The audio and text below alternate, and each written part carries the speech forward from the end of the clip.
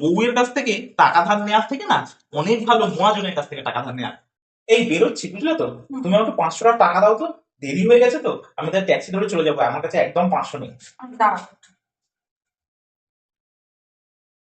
এই নাও, মনে করে আমাকে দিয়ে দেবে কিন্তু। হ্যাঁ, আমি ফেরার সময় দিয়ে দেবো, চিন্তা করো। বাপরে, বাইরে যা গরম ছিল না, কি বলবো আর। হুম, এই নাও তোমার 500 টাকা। আচ্ছা। 3 দিন পর। এই, আমি যে তোমার থেকে 500 টাকা পেতাম, দিলে না তো? সেই দিনই তো ফিরে আমি দিয়ে দিয়েছিলাম। একদম বাজে কথা বলবে না, দাও আমার টাকাটা দাও।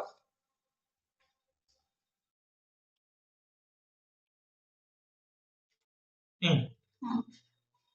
1 সপ্তাহ পর। এই, তুমি আমার থেকে 500 টাকা ধার নিয়েছিলে, কই ফেরত দিলে না তো?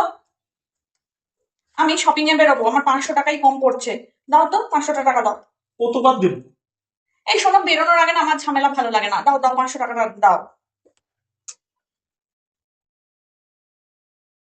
দেরি হয়ে যাচ্ছে আমার, তাড়াতাড়ি দাও। হুম। মাস 3 পর। এই, আমার একটা পার্সেল আসবে, তোমার থেকে আমার সেই 500 টাকা পাওনা ছিল না, হাতে আমার একদম এখন টাকা নেই।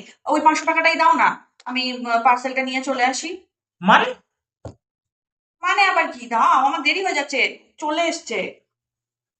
এই শোনো, তোমাকে আমি একবার টাকা নিয়েছিলাম 500 টাকা, অলরেডি 3 বার আমি শোধ করে দিয়েছি।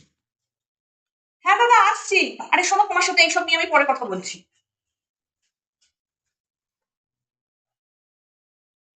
হ্যাঁ, কি বলছিলে এবার বলো।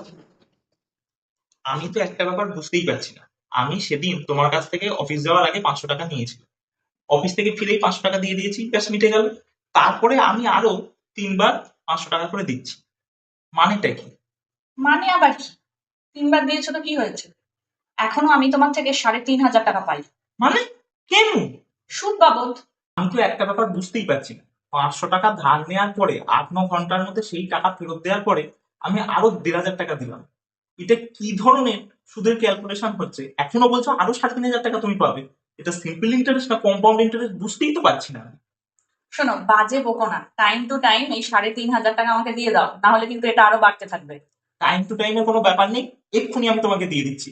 নয়তো কালই দেখবো তুমি বলছো এটা নাকি বেড়ে 10,000 টাকা হয়ে গেছে। কোনো দরকারই নেই বাবা।